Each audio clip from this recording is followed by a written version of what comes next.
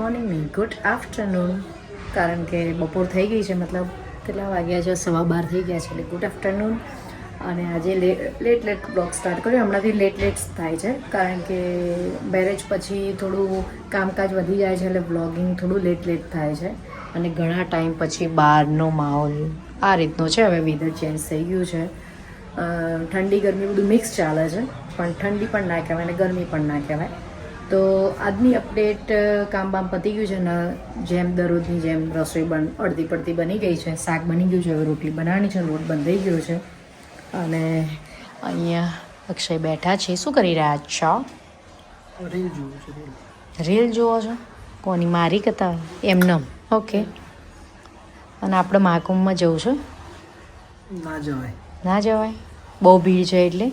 પણ આવો ટાઈમ હવે ફરીથી નહીં આવે, કેમ કે શિવરાત્રી વાળું જવા મેળા ઓલરેડી સ્નાનનો ચાન્સ ના આવે, રાઈટ? ના એટલે હજુ તો આઈ થિંક 12 તારીખે કઈ એવું છે, પણ આપણે બહાર જવાનું નહીં.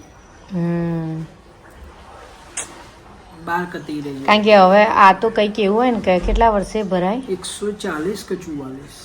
એટલે હવે આપણો તો ચાન્સ આવે જ નહીં, આપણે તો ઢેં થઈ જવાના. આપણે ઢેં થઈ જવાના.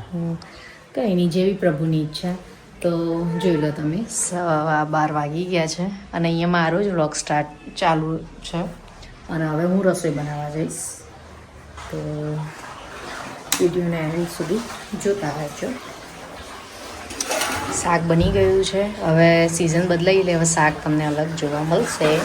અને અહીંયા લોટ બંધાઈ ગયો છે, હવે રોટલી બનાવી દઉં છું. અત્યારે સાંજના નાસ્તામાં બની રહ્યું છે ખીચું, હોમમેડ ખીચું મસાલાવાળું. તો એના માટે ગરમ પાણી ઉકળી રહ્યું છે. અહીંયા મસાલો રેડી કરી દીધો છે. આ છે મરચાંની પેસ્ટ, તીખા. અને હવે હોમમેડ ખીચું બનાવીશું. અહીંયા પાણી ઉકળી રહ્યું છે, એમાં જીરું એડ કરી દઈશું, જેથી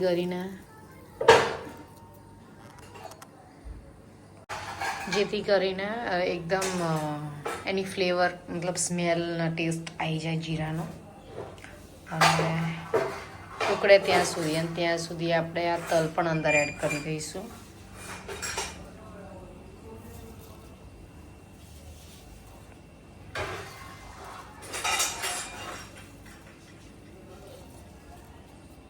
અને હવે એને થોડી વાર ઉકળવા દઈશું.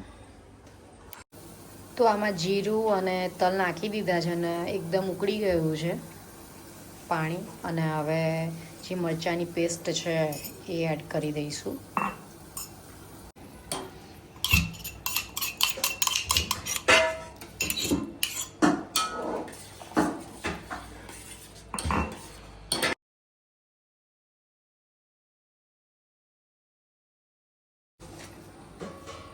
સ્વાદ અનુસાર મીઠું.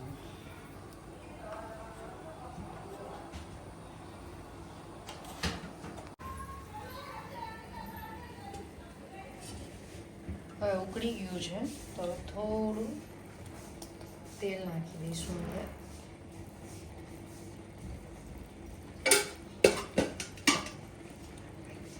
અને હવે એને મિક્સ કરીને લોટ એડ કરી દઈશું ચોખાનો.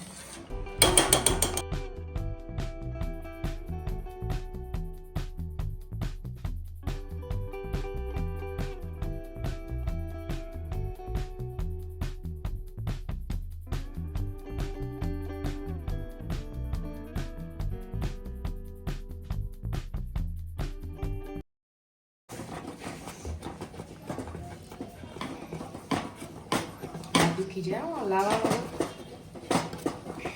થોડું, એટલે પાપડનું બનાવતા હશે બિચારા. મરચાંનું હવે લાવી રહ્યા છે. સ્ક્રૂ પડશે ને, થાકી જવો છો તો પછી.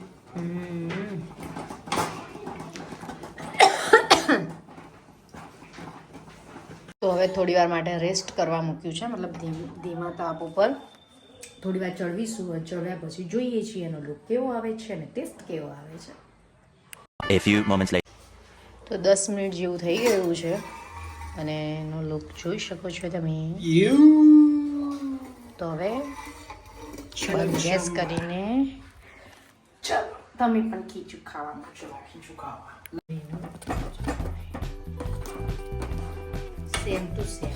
આપણે જે રીતનું જોઈતું હતું એકદમ ઢીલું બનાવ્યું છે. નાઈસ.